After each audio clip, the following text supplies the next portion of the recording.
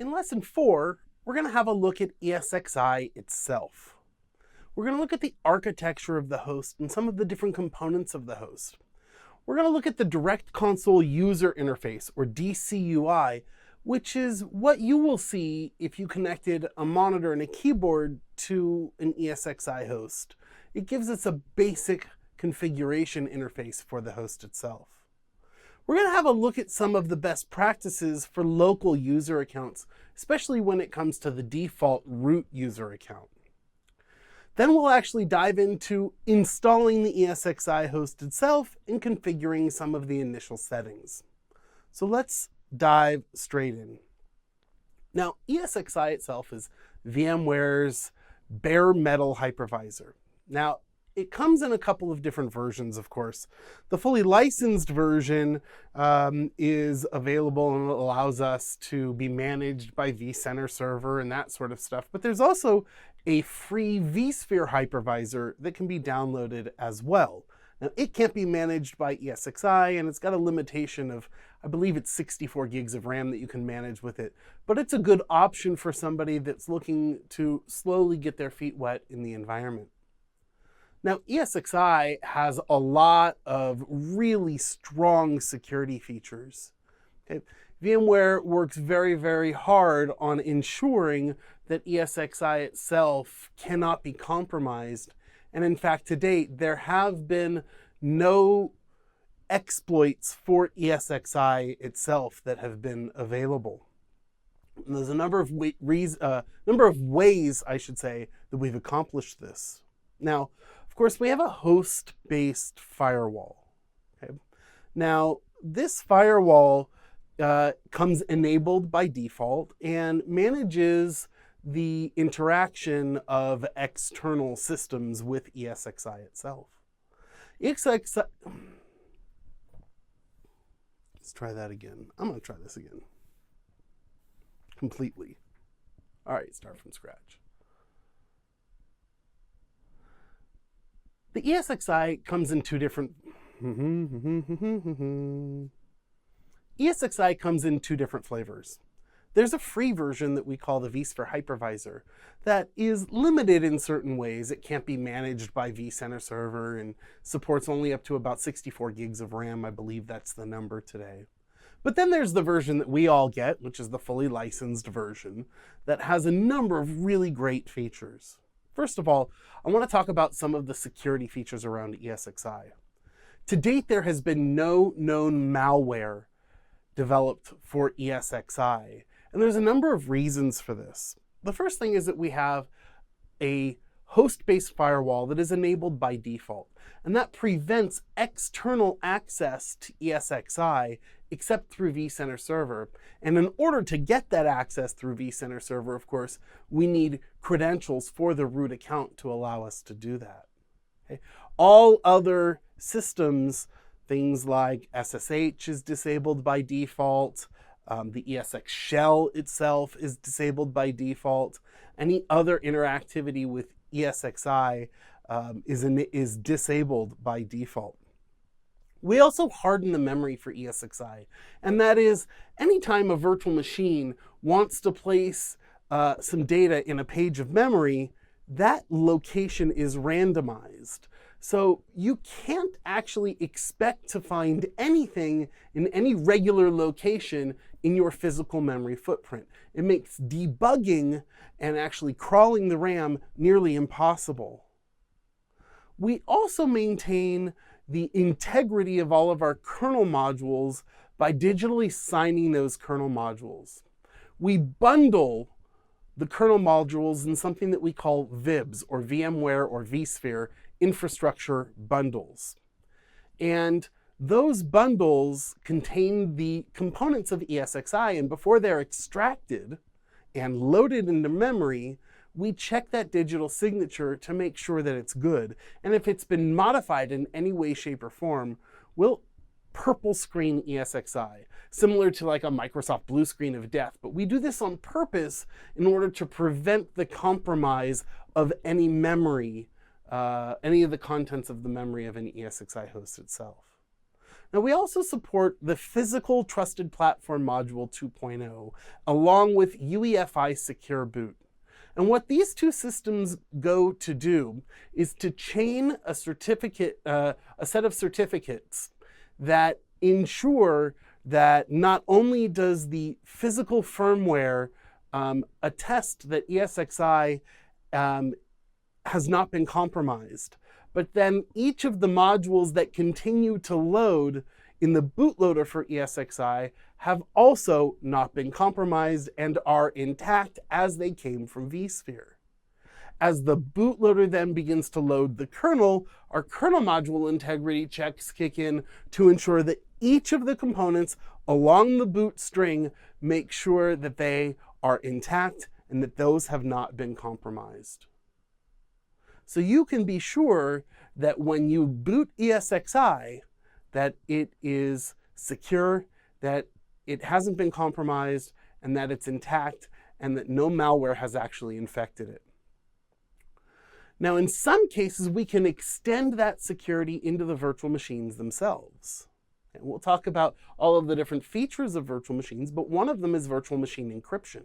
So we can encrypt the virtual disks of virtual machines. And when we go into what we call this crypto safe mode, it also ensures that if there's a core dump, if there's a crash of the ESXi kernel, and the core itself is dumped into a file, that core dump itself is encrypted to ensure that nobody can get access to the RAM. So a lot of really great features around the security of ESXi itself.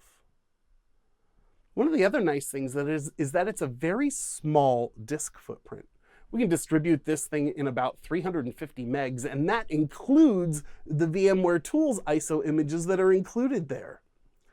So it's a really very small footprint. We support quick boot on certain hosts so that we can actually do warm boot of ESXi to lessen the downtime incurred for patching ESXi itself. And we can install ESXi to just about anything that we can boot your host to. This includes local hard disk, remote LUNs for Fiber Channel and iSCSI. We can install to SSD and USB devices and SD cards and little SATA DOM devices that are kind of like memory devices that plug straight into the SATA ports. We can do diskless hosts, and we can PXE boot ESXi if you want to as well. So one of the things that we have to do is we have to boot the ISO image that comes downloadable from VMware, and we'll install ESXi. And once ESXi is installed, we can configure this through the Direct Console user interface, which is a text-based UI, keyboard interaction only, and very, very simple. You really don't want to use this DCUI except to do the very initial configuration of perhaps the management network itself, right? This is the IP address by which ESXi is known to us and to other hosts. Okay? But once we dive in, you'll see there's a number of things that become readily apparent. Things like its fully qualified domain name, our ability to manage the host, and we can also dive in and we can hit F2 to customize the system and to view the logs. So let's go ahead and do that and hit F2. Once we hit F2, it actually asks us to log in. We're going to log in with the account root. We will have set a password during the installation. It doesn't require a password, but if we choose to put a password in here, it actually does require a complex password. At some point, even during the installation, if we haven't chosen a password, we'll need to select a password for root. Here we can change the password or want. We can enable or disable lockdown mode. Lockdown mode is a very nice feature that has to do with the security of ESXi, but also the management of ESXi. When vCenter comes in to manage ESXi, we want to make sure that users aren't directly attaching to ESXi to do the management, because vCenter keeps a periodic check on ESXi to make sure it knows what virtual machines are running there and how performance is doing and that sort of thing. Does it every 5 minutes. We'll go out and we'll check ESXi from vCenter. But if we've made modifications to ESXi in the meantime, directly at ESXi, and we haven't done it through vCenter, then we can have a few things where there's a missynchronization there, and we don't really want that. Okay? Enabling lockdown mode prevents users from directly managing ESXi, except through vCenter itself. Now, the management network is something that's really important. The management network will be the primary IP address of your ESXi host. Okay? So we can configure the management network, and we'll show you that in a moment. We can restart and test the management network, and if we've made a misconfiguration and lost communication between vCenter and ESXi, we can restore the settings for the network as well. Okay? We can set things like the host name, its IP address, its fully qualified domain name. We can configure vCenter's DNS servers, and the like. Later on down, we see troubleshooting options, and we see how we can do things like configure the keyboard. Configuring the keyboard says what language, right, are we going to configure ESXi into. Okay. Troubleshooting options allow us to enable and disable the shell for ESXi, as well as SSH, and set things like the timeout value for how long do we want to leave the shell and SSH available. Of course, ESX shell and SSH are disabled by default because they are vectors for attack. That's not saying they aren't secure, but certainly any ports that are left open can be attacked. Whether the attack will be successful is another story. So it's a best practice to leave those systems disabled. So if you turn them on, you can set timeouts so that if you forget to disable them, they'll disable those services itself. Now you can also make those configuration changes from the vSphere client or the vSphere host client. So here's our first real picture of the vSphere client. Here we've got our vCenter server, and we'll talk about creating a logical data center. But here we have the management of a couple of ESXi hosts. We can click on one of those and go to the configuration interface, where we can set the configuration for the firewall of ESXi. The firewall is enabled by default, and it blocks all incoming and outgoing traffic, except those that are explicitly allowed by the firewall itself. Here we can manage the different services, things like the NTP services, Active Directory, and so on. Here we can look at the security profile, which allows us to change lockdown mode, for example. Do we want to prevent systems from directly attaching to and managing ESXi? Wouldn't we rather restrict that management to vCenter? And as a best practice, the answer is yes, of course. Speaking of best practices, let's have a look at how we manage our user accounts. Now, anytime we install an ESXi host, there is an account there called root. And it's by default that this root account has full administrative privileges over the host. And we'll set a password there. Now, it's not a good idea to use that account at all.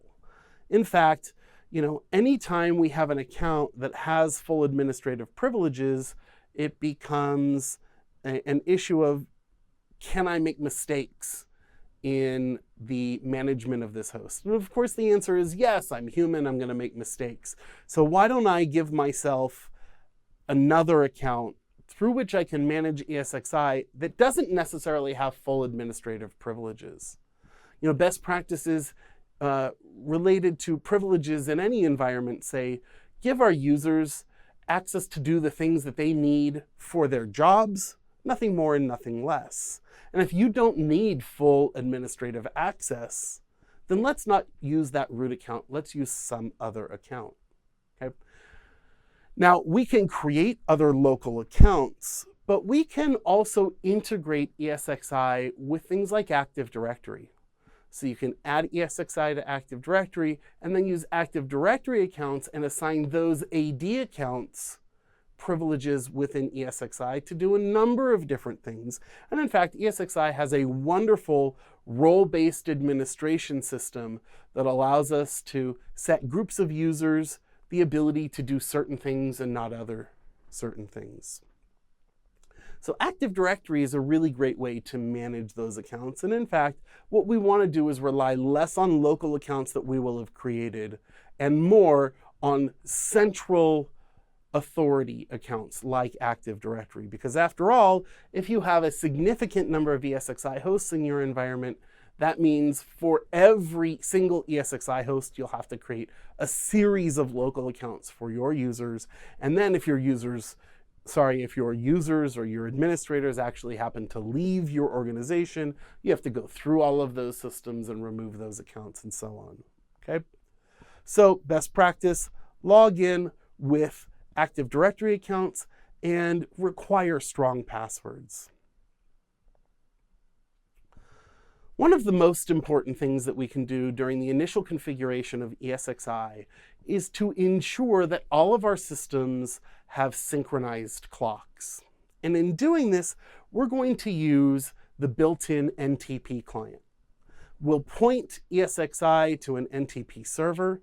We'll tell our virtual machines to use those same NTP servers as their source of time as well. There's lots of different ways we can do this through Active Directory. Members of domains get their time from the domain controllers. The domain controllers can get their time from their NTP servers, like ESXi itself. Now, this is important for a number of reasons. Of course, if we're using Kerberos-based authentication like Active Directory does, much of those certificates that are involved there rely on time. So if you have a significant time drift between systems, especially the Active Directory client, and in this case, ESXi or vCenter would be that Active Directory client, and your Active Directory domain controller, if there's time drift there, authentication will not work. Okay? You also need synchronized time for managing logs and troubleshooting and performance graphs and all of these things. So it's important to configure ESXi as an NTP client and make that configuration uniform across all of the systems in your environment itself. What we're going to do now is we're going to dive in to an installation video where I'll walk you through the process of installing ESXi on one of your hosts.